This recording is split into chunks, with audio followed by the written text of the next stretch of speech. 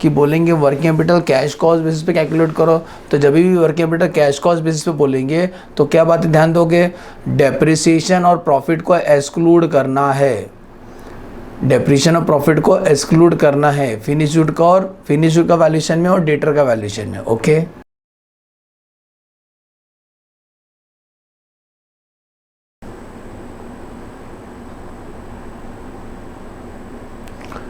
Working capital में कभी कभी बोलते हैं कैश कॉस्ट बेसिस पे सॉल्व करो, तो अगर आपको बोलते हैं बेटा working capital cash cost basis, तो उसको कैसे सॉल्व किया जाएगा, सीए इंटर लेवल का प्रॉब्लम सॉल्व करेंगे from CA inter study mat financial management.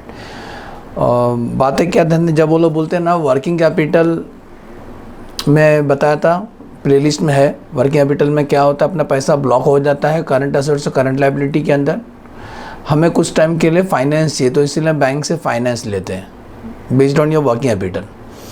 अब वर्किंग कैपिटल जब आपको बोलते हैं कैश कॉस्ट बेसिस पे बनाओ, इसका मतलब जब भी डेप्रिसिएशन आएगा, प्रॉफिट आएगा, वो एक्सक्लूड करना, मतलब जब फिनिश का वैल्यूएशन करेंगे तो प्रॉफिट नहीं लेना है, फिनिश का वैल्यूएशन करने टाइम पे डेप्रिसिएशन नहीं लेना है। कैश कॉस्ट बेसिस का मतलब होता है जो नकली है वो मत लिखो, मत ऐड करो उसके अंदर, जो तुमने नकली है या झूठ मूठ का ऐड किया, तुम्हारा जो रियल खर्चा है वही वर्किंग कैपिटल में शो होना चाहिए। मतलब जब आप फिनिश का वैल्यूएशन करेंगे तो उसके अंदर डेप्रिसिएशन नहीं लेंगे, डेटर को कॉस्ट पे लेंगे, प्रॉफिट नहीं लेंगे उस पर। नॉर्मली डेटर अपन सेल्स पे निकालते हैं, डेटर को सेल्स पे नहीं निकालना है, कॉस्ट पे निकालना है, प्रॉफिट नहीं लेना है बस। अब एक प्रॉब्लम करके दिखाते हैं आपको, उसी के बेस पे आप सॉल्व करेंगे, जो मैंने बोला उसको एक प्रॉब्लम में करके दिखाते हैं। चलो एक क्वेश्चन देखो, क्वेश्चन दिखाई दिया, question number 4 from CA inter study mat. The following annual figures, दिखाई दे रहा है question, the following annual figures of XYZ sales at 2 month credit. अच्छे से पढ़ना, हम जो सेल करते हैं 2 महीने का उधारी देते हैं, तो 36 लाख का पूरा साल भर का सेल है, पूरा साल भर का सेल है 36 लैक्स। मटेरियल कंज्यूम, जो मटेरियल कंज्यूम करते हैं 9 लाख का मटेरियल कंज्यूम किए, ब्रैकेट में लिखा है सप्लायर एक्सटेंड 2 मंथ उधारी, सप्लायर हमको 2 महीने का उधारी देता है। वेजेस पेड किया 7,20,000 और बोलता है 1 मंथ का आउटस्टैंडिंग है, लैग मतलब outstanding. Cash manufacturing expenses 1 month in arrears, ये कैश है मतलब इसके अंदर डेप्रिसिएशन नहीं है, 9,60,000। एडमिन खर्चा 1 month lag in the payment 2,40,000। Sales promotion expense paid quarterly in advance, तो 1 क्वार्टर एडवांस में दिया होगा। Company sell its product at GP of 25%, depreciation is considered as a part of the cost of production. बराबर है, cost sheet जब हम बनाते हैं तो डेप्रिसिएशन तो लेते ही लेते हैं। It keep 1 month stock of the raw material and finish good and cash readymade दिया है। लास्ट में बोलता है जो वर्किंग कैपिटल का आंसर आएगा उसमें 20% सेफ्टी मार्जिन ऐड कर देना। Compute the working capital requirement on the basis of cash cost, under बना कैश कॉस्ट बेस पे निकालना है, तो कैसे सॉल्व करेंगे ध्यान देना। जब भी बोलेंगे ना working capital cash cost basis पे, तो आप पहले एक वर्किंग कर लेना हमारे साथ। वर्किंग बताओ, एक कॉस्ट शीट जैसा बनाएंगे। रॉ मटेरियल साल का है पर एनम, रॉ मटेरियल साल का कितना लगता है, रॉ मटेरियल देखो, रॉ मटेरियल दिया 9 लाख रुपया साल का लगता है सर। और रॉ मटेरियल के बाद वेजेस है 7,20,000, मैं भी लिख रहा हूँ, क्वेश्चन नहीं दिखा सकता आपको, ठीक है। रॉ मटेरियल हो गया, वेजेस हो गया। उसके बाद मैन्युफैक्चरिंग एक्सपेंसेस दिया है, मैन्युफैक्चरिंग एक्सपेंसेस दिया है 9,60,000 कैश वाला। उसके बाद एडमिन और सेल्स प्रमोशन है वो अलग लिखेंगे। एडमिनिस्ट्रेशन थोड़ा जगह छोड़ा हूँ, कारण इसके पीछे एडमिन है 2,40,000 और सेल्स प्रमोशन, सेल्स प्रमोशन है 1,20,000।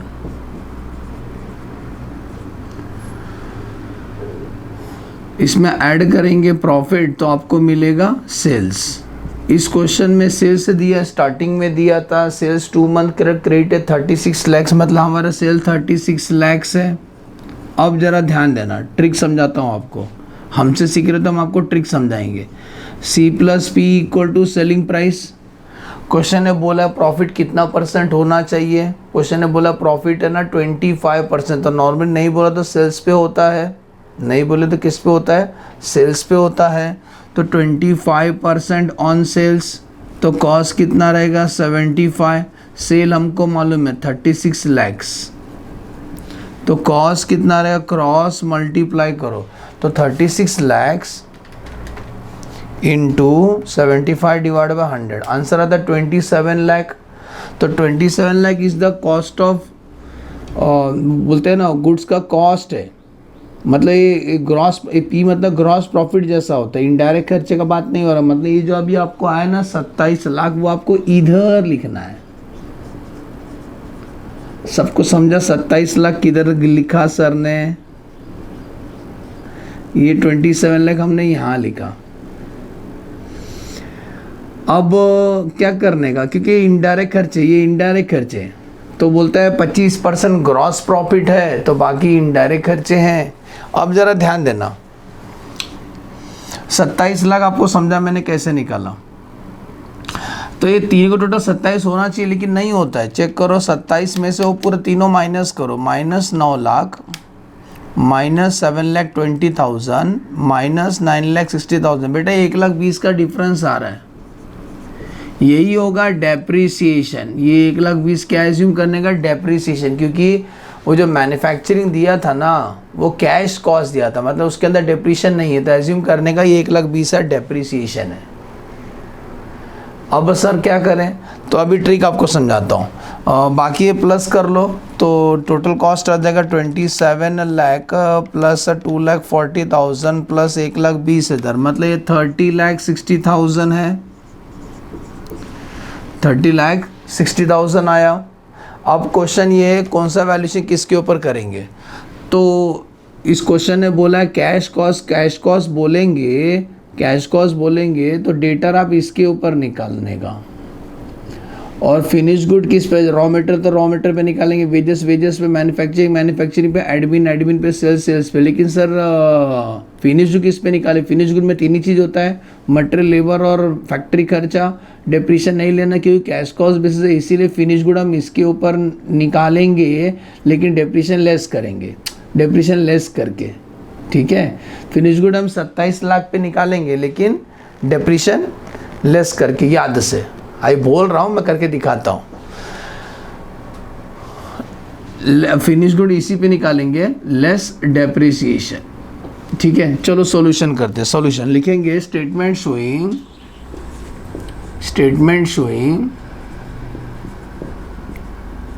वर्किंग कैपिटल रिक्वायरमेंट, ठीक है, करंट एसेट और करंट लायबिलिटी। करंट लायबिलिटी बाद में देख लेते हैं, पहले करंट एसेट ही कर लेते हैं पूरा।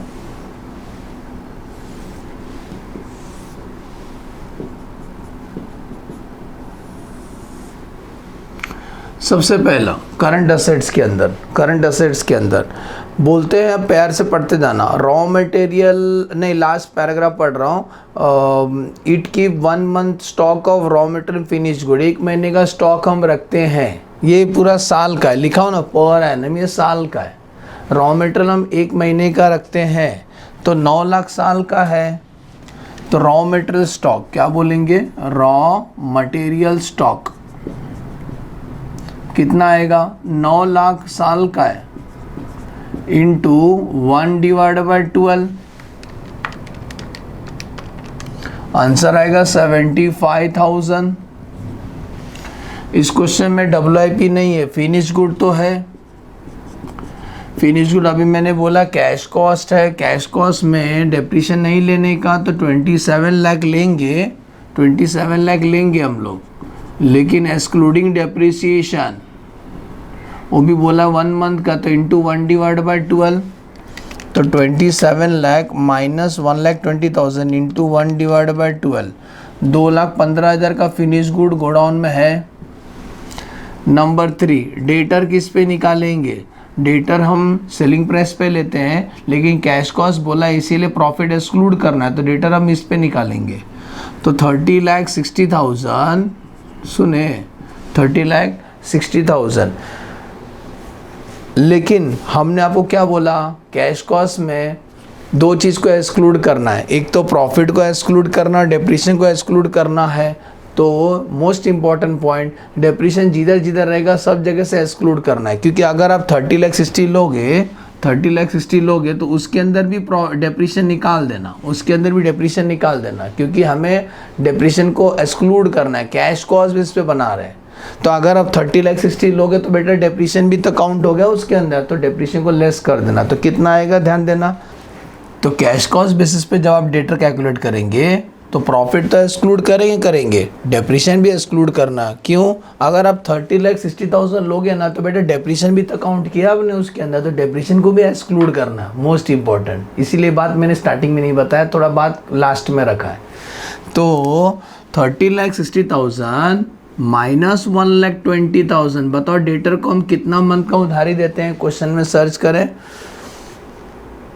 सेल्स 2 मंथ क्रेडिट, हाँ, तो इंटू 2 मंथ का पैसा हमारा ब्लॉक हो गया है। तो 30,60,000 less 1,20,000 into 2/12, answer 4,90,000।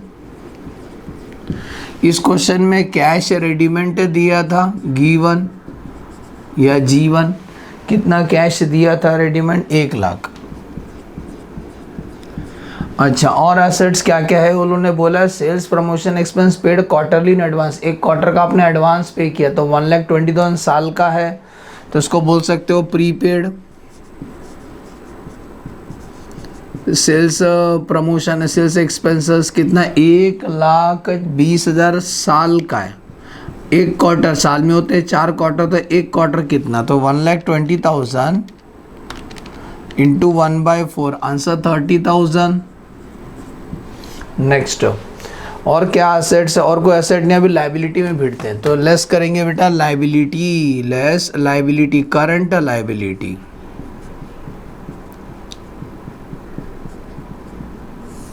Current liability में सबसे पहला सर्च करते हैं क्रेडिटर। क्रेडिटर से हम रॉ मटेरियल खरीदते हैं, तो स्टार्टिंग में लिखा था material consume, supplier extend 2 month credit, supplier हमको 2 महीने का उधारी देता है, तो 9 लाख का मटेरियल साल का लगता है, तो 2 महीने का उधारी देते हैं सप्लायर हमको, तो इंटू 2/12, तो 9 लाख इंटू 2/12 उसका डबल आएगा, आंसर 1.5 लाख। इसको इनर कॉलम में लिखना, इनर कॉलम इसीलिए बनाया था। पॉइंट नंबर 2, आउटस्टैंडिंग वेजेस और ओवरहेड है ना, तो बोलता है कैश मैन्युफैक्चरिंग ने वेजेस वाला पढ़ रहे हैं, वेजेस 1 मंथ लैग, मतलब वो साल का 7,20,000 है, 1 महीने का आउटस्टैंडिंग है, तो उसको बोलते हैं आउटस्टैंडिंग वेजेस। 7,20,000 साल का है, तो 1 महीने का आउटस्टैंडिंग है, तो 7,20,000 into 1/12, answer 60,000। Cash manufacturing expense paid 1 month in arrears, तो कैश वाला, डेप्रिसिएशन नहीं लेना, कैश वाला दिखाई दे रहा है। तो नंबर 3, आउटस्टैंडिंग मैन्युफैक्चरिंग एक्सपेंसेस, वो कितना लेंगे सर, 9,60,000 इंटू वो भी 1 मंथ का एरियर्स है, तो 1/12, तो 9,60,000 इंटू 1/12, आंसर 80,000। नेक्स्ट, एडमिन खर्चा भी 1 महीने का डिले है, तो एडमिन खर्चा साल का 2,40,000 है, तो 1 मंथ का डिले है, तो आउटस्टैंडिंग एडमिन खर्चा साल का 2,40,000 है, 1 मंथ का डिले है, तो 1/12, तो 2,40,000 इंटू 1/12, आंसर 20,000। क्लियर, ऑलमोस्ट तो सब हो गए। अब एडलेस करते हैं तो अपना वर्किंग कैपिटल मिलेगा, चलो प्लस कर लेते हैं, इसको प्लस का पहले बाहर निकालो, 1,50,000 प्लस 60 प्लस 80 प्लस 20, ये होता है 3,10,000 करंट लाइबिलिटी। करंट असेट्स में से करंट लाइबिलिटी माइनस कर देना, तो 75,000 plus 2,15,000 plus 4,90,000 plus 1,00,000 plus 30,000, current asset आता है 9,10,000 gross current asset minus current liability 3,10,000, working capital हमारा आता है 6,00,000। लेकिन क्वेश्चन में बोला है सेफ्टी मार्जिन ऐड करने का, कितना ऐड करना है सेफ्टी मार्जिन, मतलब वो कम हो सकता है, तो 20% और ऐड करने का, तो इसमें ऐड करेंगे ऐड सेफ्टी मार्जिन, 20% इस आंसर का, इसका 20%, 1,20,000। तो what is the working capital requirement? Working capital requirement is 7,20,000। Problem completed. Assume करता हूँ समझ में आया। तो क्या बातें ध्यान देना है, जब भी ऐसा लो क्वेश्चन आएगा कि बोलेंगे working capital cash cost basis पे कैलकुलेट करो, तो जब भी working capital cash cost basis पे बोलेंगे तो क्या बातें ध्यान दोगे? डेप्रिसिएशन और प्रॉफिट को एक्सक्लूड करना है, डेप्रिसिएशन और प्रॉफिट को एक्सक्लूड करना है फिनिश गुड का, और फिनिश गुड का वैल्यूएशन में और डेटर का वैल्यूएशन में। Okay, bye bye. एज्यूम करता हूँ समझ में आया। Thanks for watching the video.